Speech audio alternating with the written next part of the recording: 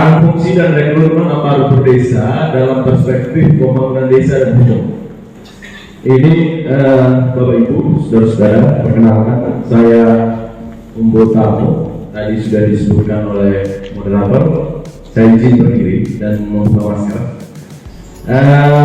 Skema yang disiapkan oleh teman-teman Yayasan Kajian dan Bantuan Hukum Saperi beserta Aliansi Peduli Hukum SPD dan Forum Kadarkum atau Kampung Cara Hukum Hukum itu 4 materi. Yang pertama Bapak Bupati Cordelis Kodipete, dan materi kedua itu dari Ketua DPRD Rudolf Raduholo, dan pemateri ketiga itu Valensius Billy Kasa mewakili Aliansi Peduli Hukum SPD, dan yang keempat Bapak Paulus Priyaminata Ketua KBH sendiri. Ini 4 calon pemateri sebenarnya dalam acara ini, dan masing-masing telah mengambil bagian untuk membawakan materi yang walaupun mungkin tor yang dikirimkan ke 4 pemateri ini tidak secara spesifik apa yang harus dia bawa. Makanya teman-teman panitia meminta Bupati menyampaikan berkaitan dengan peran, dan hari ini Pak Bupati memberikan kesempatan atau meminta Pak Kepala Dinas PMD untuk menyampaikan materinya. Dan sampai pada mulai kegiatan tadi kami tidak mendapatkan konfirmasi dari Pak Ketua DPRD Sumbawa Barat Daya, dan hari ini materi yang siap hadir dan mau menyampaikan materinya adalah Bapak Kadis didaulat sebagai pemateri pertama, dan yang kedua Pak Valensius Billy Kasa mewakili Aliansi Peduli Hukum SD, dan Bapak Paulus Priyaminata Ketua KBH sendiri. Bapak Ibu saudara-saudara yang hadir pada hari ini dari berbagai macam kalangan, baik itu aparatur desa, mantan aparatur desa, babinsa, para camat, insan pers, terima kasih untuk kesempatannya. Kita akan berdiskusi kurang lebih 1 jam 30 menit ke depan. Saya minta semua kita untuk masing-masing ya mendengarkan 3 pemateri ini, dan nanti saya akan buka 2 sesi penanya, dan di akhir daripada kegiatan ini kita akan membuat satu rencana tindak lanjut atau RTL, dan itu digagas secara bersama-sama baik itu semua peserta dan kita di sini, terutama pemateri-pemateri.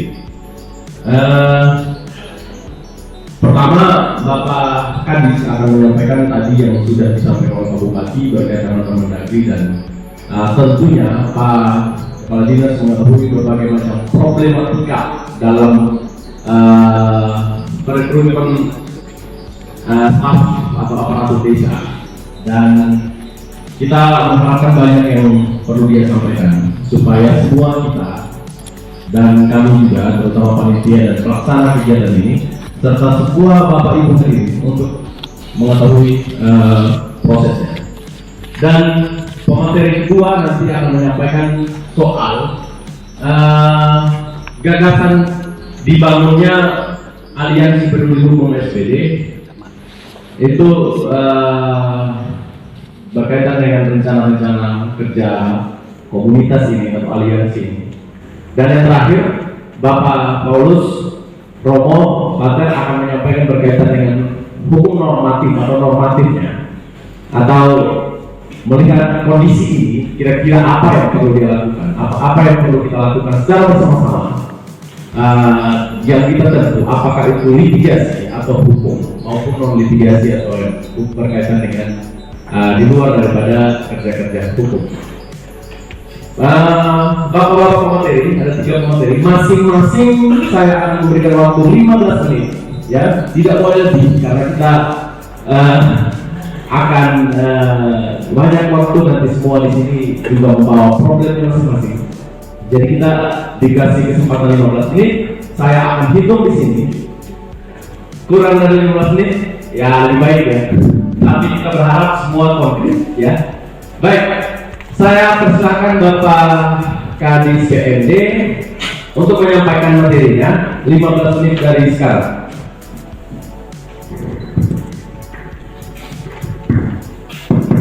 Baik, terima kasih atas kesempatan yang diberikan kepada saya. Pertama-tama yang saya hormati Pater, teman-teman penyelenggara dari BNH Bantuan Hukum Kabupaten Sumba Barat Daya, yang saya hormati peserta rapat akademik. Sebelumnya Pak, apa kalau misalkan ada ini file PowerPoint bisa disiapkan, ada di sini, ada medianya ada, itu bisa. Begitu juga dari dua materi lain, nanti kami siapkan medianya biar Bapak Ibu juga lihat. Saya silakan. Baik, saya ditugaskan sebagai Bapak Bupati untuk menyampaikan peran, fungsi, dan rekrutmen aparatur desa dalam perspektif pembangunan dan hukum di Kabupaten Sumba Barat Daya. Baik, perlu saya gambarkan sedikit tentang kondisi wilayah Kabupaten Sumba Barat Daya saat sekarang ini. Kalau bulan Juni, Agustus 2021 itu tidak ada yang berbicara tentang perangkat desa. Semua fokus tentang pemilihan kepala desa. Di Kabupaten Sumba Barat, isu yang bergerak siapa yang duduk, si A, si B, desa A calon berapa, siapa yang lolos, itu saja yang dibicarakan dalam setiap sosial media waktu kita melihat dari hari ke hari sampai pada saat bulan Agustus. Setelah bulan Agustus selesai pemilihan kepala desa di tahun 2021, santer tentang pemilihan kepala desa disunyi senyap. Berarti mereka sudah menghasilkan yang namanya, ini saya gambarkan, tidak pernah berbicara tentang perangkat desa. Tidak ada yang sentuh tentang yang namanya perangkat desa. Seluruh perangkat desa mulai dengan caranya masing-masing masuk dalam lingkup politik praktis di desanya masing-masing. Setelah habis pelantikan di bulan September sampai dengan Januari terakhir, di bulan Maret, dari bulan Januari sampai bulan Maret itu media massa, media sosial diperankan lagi oleh tentang pemberhentian, pengangkatan dan aparatur desa dan BPD. Ramai lagi, hampir setiap media sosial hanya membicarakan ataupun grup-grup WA, baik di tingkat desa, di tingkat kecamatan, dan berteman dan yang mana saja tentang grup yang dibentuk oleh masyarakat, berbicara tentang yang namanya pergantian aparat desa. Sekilas tentang gambaran ini, maka kami saya bersyukur kepada lembaga hukum yang menyelenggarakan ini, supaya teman-teman aparat desa maupun kepala desa kita memberikan pencerahan yang benar tentang peran, fungsi, siapa betul yang berbeda. Bisakah seorang kepala desa melantik dan memberhentikan kepala desa? Apakah ada regulasi yang mengatur? Apakah regulasi yang dipakai itu benar atau tidak? Kemudian apabila setelah mengeluarkan sebuah keputusan oleh seorang kepala desa, apakah tidak ada hukum lain yang bisa melarang atau ada hal-hal yang prinsip yang dilanggar dalam mengambil keputusan? Ini pasti pertanyaan-pertanyaan ini yang selalu menjadi para teman-teman aparat desa yang baik yang dilantik maupun yang diberhentikan. Saya bersyukur kepada lembaga hukum yang menyelenggarakan momen ini. Ini saatnya untuk kami memberikan pencerahan yang benar kepada teman-teman aparat desa, camat maupun siapa yang membutuhkan pencerahan tentang pengangkatan pemberhentian aparat desa. Dasarnya adalah Undang-Undang Nomor 6 Tahun 2014. Di situ tentang membicarakan tentang apa itu desa. Desa itu seperti apa? Dia membicarakan semua tentang pembentukan desa sampai dengan perangkatnya yang ada di dalam, sampai pemberian dana. Dia menceritakan semua. Kalau saya menangkap terlalu panjang, Bapak Ibu. Di situ fungsi desa, kita Undang-Undang Nomor 6 Tahun 2014 itu berbicara tentang desa. Mulai dibentuknya desa, bagaimana membentuk desa, apa itu desa, siapa yang menjadi kepala desa, ada semua. Desa dibantu oleh siapa, ada dalam undang-undang. Bapak bisa lihat dalam, teman-teman bisa lihat dalam Google, download yang namanya Undang-Undang Nomor 6 Tahun 2014 tentang desa, maka Bapak akan tahu situ apa tentang desa. Dari dasar Undang-Undang Nomor 6, maka keluarlah yang namanya, di situ sudah diterangkan ada kepala desanya, ada aparat desanya, siapa yang cara diatur dalam undang-undang tersebut. Untuk memperjelas kedudukan, tugas dan fungsi aparat desa, dikeluarkan yang namanya Permendagri Nomor 84. Bapak bisa download apa tugas, fungsi aparat desa. Di situ ada dalam Permendagri 84. Sama juga pasalnya panjang sekali, kronologisnya panjang. Bapak bisa download juga itu, langsung tahu tugas, fungsi dan peranan daripada aparat desa, mulai dari kepala desa sampai tingkat aparatnya. Itu Permendagri Nomor 84 Tahun 2015. Bapak tidak lihat itu. Kemudian keluar lagi untuk memperjelas berdasarkan Undang-Undang Nomor 6 supaya Bapak itu orang yang ada menjadi dasar hukum pemerintah di tingkat kabupaten dalam menjalankan, memberikan penjelasan kepada masyarakat bahwa seorang kepala desa harus berpedoman pada yang namanya Permendagri 83. Permendagri 83 itu mengatur tentang proses pergantian dan pengangkatan yang namanya perangkat desa. Mungkin karena dilihat masih ada pasal-pasal atau ayat yang mengalami perubahan, maka keluar yang namanya perubahan Permendagri Nomor 67 juga sama tentang Permendagri 83, dan perubahan daripada 83 keluar Permendagri Nomor 64 Tahun 2015, kalau saya tidak salah 2015, itu tentang perubahan atas Permendagri 83. Ini supaya menjadi pedoman ini Bapak Ibu. Nanti keluar lagi surat edaran Menteri juga saya tidak salah itu ada tentang rujukan daripada Permendagri 83 dan 67. Kemudian dasar daripada itu yang menjadi dasar pemerintah Kabupaten Sumba Barat Daya mengeluarkan yang namanya Surat Edaran Bapak Bupati Nomor 15 tentang pengangkatan pemberhentian ke perangkat desa. Ini dasar inilah yang harus dipakai oleh kepala desa dalam mengangkat dan memberhentikan yang namanya aparat desa. Bapak Ibu yang saya hormati, di situ sudah ada persyaratan. Saya tidak perlu jelaskan kalau Bapak Ibu orang ini adalah kaum dan perangkat desa. Penjelasannya kami sudah sampaikan karena panjang Bapak Pater, panjang sekali tentang itu dalam definisi. Pokoknya semua sama nilai angka, tidak keluar dari Kemendagri tadi itu Permendagri Nomor 83, Nomor 64 perubahan dan surat-surat edaran Menteri yang menjadi acuan kami dalam menentukan surat edaran Bapak Bupati.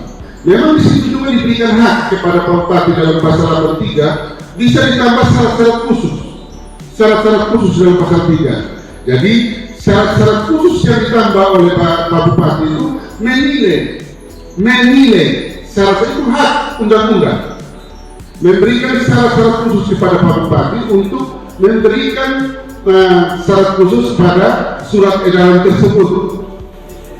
Bapak Ibu yang saya hormati, dari surat edaran ini yang dipedomani oleh Bapak Kepala Desa dalam pengangkatan perangkatnya.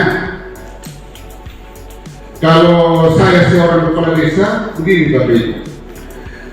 Kalau seorang kepala desa dia ikut saja ini mekanisme, tidak susah buat dia. Karena memang hak dia untuk menentukan siapa yang menjadi teman dia untuk bekerja selama 6 tahun. Masalah prosesnya seperti apa, rekrutmennya seperti apa, tergantung dari hatinya dia. Saya kasih contoh begini, Bapak Ibu, saya waktu ikut pansel PMD, Bapak Ibu, lowongannya hanya satu, yang eselon 2 yang dipanselkan, yang ikut berkompetisi, kami yang ikut ada sekitar 20 orang. Mengisi jabatan yang kosong itu hanya 2. Semua punya kompetensi, dari ijazah, dari kepangkatan, dari seluruh yang dipersyaratkan dalam itu semua punya kompetensi. Dikatakan bagus. Yang menentukan siapa yang harus duduk di situ adalah Pak Bupati yang pilih sudah kami dari 10 orang yang dianggap bahwa siapa yang mampu betul duduk itu haknya Pak Bupati yang menentukan. Bahwa siapa yang dipilih di antara situ, bahwa itu sesuai dengan kemampuan, karena semuanya baik, semuanya lolos. Sama juga kalau Bapak Ibu, kalau umpamanya kepala desa, pada saat dia membentuk yang namanya tim untuk menilai atau tim untuk merekrut tentang pengangkatan perangkat desa. Fungsi tim ini yang dibentuk oleh kepala desa berdasarkan surat edaran yang kami sampaikan ataupun berdasarkan Permendagri yang ada nomor 83 ataupun perubahan 64. Tim ini melakukan seleksi terbuka. Siapa yang mau kami sekarang mau melakukan pergantian 4 kepala dusun ditambah 7 camat dan kepala seksi. Silakan masyarakat yang berkompetensi mau ikut dalam lelang jabatan ini, silakan. Kalau ada 100 orang pun dalam desa yang punya kompetensi sama, silakan ikut dalam lelang jabatan yang dibentuk oleh Bapak Desa dalam bentuk tim. Setelah itu, kepala desa atau tim ini akan melihat sudah daftar. Pertama kan ada syarat-syarat di dalam, ada syarat khusus, ada syarat apa, cocok tidak. Ternyata yang lolos setelah diseleksi administrasi ada umpamanya 1, kan kalau pergantian baru umur minimal batas 42. Kalau perangkat lama yang mau ikut lagi mau diganti, dia minimal belum dapat umur 60 tahun. Kemudian dia berdomisili di desa, minimal sudah 5 bulan, 1 tahun dan sebagainya. Ada dalam surat edaran tersebut. Minimal ijazah SMA sederajat. Kemudian kalau ini semua sudah cocok dalam kegiatan dalam penyusunan administrasi ini, maka panitia melaporkan kepada ketua panitia mulai menseleksi, kemudian memberikan pengumuman bahwa yang lolos administrasi ada dari 100 ada 90 orang, yang lain tidak lolos. Hasil seleksi ini yang dibawa kepada camat. Camat uji lagi, jangan sampai panitia ini karena dia di desa bisa saja dia rubah kiri, rubah kanan dan sebagainya, memblokkan salah satu orang. Camat juga mulai melihat. Setelah itu camat dia melihat, dia memberikan rekomendasi, ternyata 70 orang yang lolos untuk bisa dipilih sebagai perangkat desa. Disitulah peranan seorang kepala desa, dia memilih siapa yang cocok dan dia sudah lihat bahwa ini semua yang 70 orang layak untuk menjadi kepala seksi dan kepala dusun. Tinggal kepala desa sekarang memilih siapa yang cocok dengan dia, karena tidak mungkin dia pilih orang yang lawan sama dia. Sama juga dengan seorang bupati, kalau sama juga presiden, tidak mungkin dia paksa orang itu pilih menteri yang lawan sama dia. Tidak mungkin, yang harus sudah bernegosiasi dengan dia, yang sudah punya komitmen. Jangan sewaktu-waktu saja Pak Presiden itu dapat memberitakan namanya menteri, apalagi kita seorang kepala desa. Kemudian pasti ada pertanyaan Pak, saya tanyakan Pak uangnya kepala desa itu tiba-tiba setelah dia lakukan proses ini, ternyata ada item unsur-unsur yang Bapak lihat salah diambil keputusan untuk mengeluarkan. Dia sudah terlanjur memberhentikan Bapak Ibu, sudah keluarkan SK pemberhentian, sudah keluarkan SK pelantikan. Maka seandainya seperti itu ada unsur-unsur, kita kembali yang bisa menyelamatkan Bapak Ibu adalah Undang-Undang Nomor 30. Undang-Undang Nomor 30, kalau saya tidak salah dia tentang penyelenggaraan pemerintah di pasal 64. Bapak tinggal buka saja.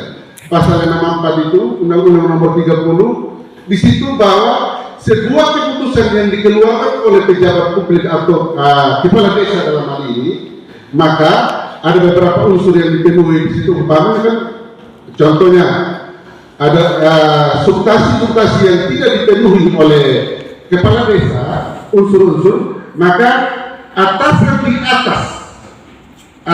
atas, bisa Bapak? Masih ada waktu Bapak? Ya.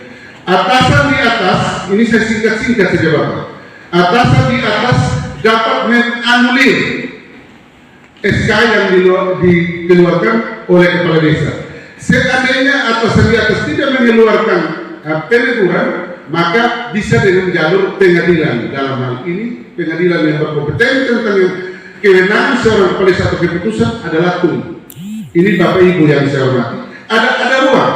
Ada ruang diberikan kepada Bapak apabila ada kesalahan yang diambil oleh kepala desa dalam mengeluarkan keputusan yang dipandang menurut Bapak, contohnya salah sistem inilah atau tidak, oh ini dia pakai ijazah palsu, oh ini Bapak desa, kalau ijazah palsu Bapak desa, Bapak teman-teman aparat desa, kalau ijazah palsu wewenangnya itu kan pengadilan itu kan apa istilah pemalsuan itu dia sudah ranah hukumnya berbeda, tapi seorang kepala desa dia tidak bisa tahu bahwa ijazah yang dibawa oleh apa itu palsu atau tidak. Yang bisa membuktikan bahwa dia palsu adalah pihak kepolisian dengan cara delik aduannya berbeda, ada penipuan, pidana dan sebagainya.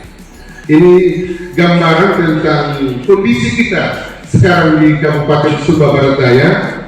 Pada prinsipnya kami juga sejalan seide dengan teman-teman yang ada di tingkat desa. Hanya persoalan adalah kepala desa yang kami lantik di tahun dari 103 desa ini, memang kesalahannya kami itu Pak Pater, kami belum melakukan yang namanya pelatihan. Ini barang kami harus lakukannya pelatihan, penyegaran tentang memahami kedudukan sebagai seorang kepala desa dan sebagainya, tugas-tugas perbantuan yang diberikan kepada beliau sesuai dengan aturan regulasi yang ada. Kami Kabupaten Sumba Barat Daya trauma dengan kegiatan pelatihan sejak ada kasus. Akhirnya hampir pelatihan penyegaran buat baik perangkat baru maupun perangkat lama, si baik itu dengan pengelolaan pemerintahan, pembangunan dan kemasyarakatan ini hampir sama sekali. Sejak kasus itu kami tidak lakukan penyegaran. Harapan kami di tahun 2003 apabila COVID ini betul-betul berlalu,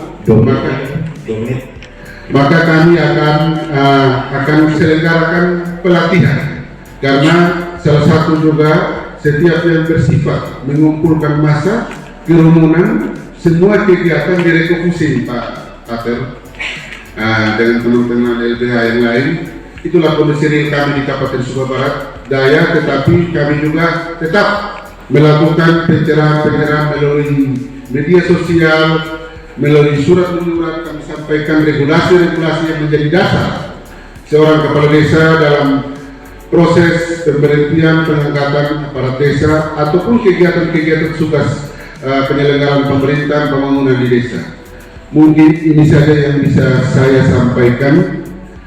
Bapak Ibu yang saya hormati, saya juga yang pakai kodi, nanti saya punya kabut karena beliau yang buat ini, beliau paham, beliau juga sarjana hukum, saya hanya membaca saja, beliau ini yang susun ini materi, beliau paham betul, Mungkin ini saja yang bisa saya sampaikan karena saya harus juga hal yang sama saya harus memberikan pencerahan seperti ini di musyawarah kecamatan. Setelah Bapak dibuka, kami para pimpinan OPD yang akan melanjutkan. Mungkin ini saja yang dapat saya sampaikan. Sekali lagi saya mohon maaf apabila ada kata-kata saya yang menyinggung perasaan Bapak Ibu Mama dalam penyampaian materi hari ini. Atas perhatiannya saya ucapkan limpah terima kasih. Salam. Terima kasih Pak Kadis.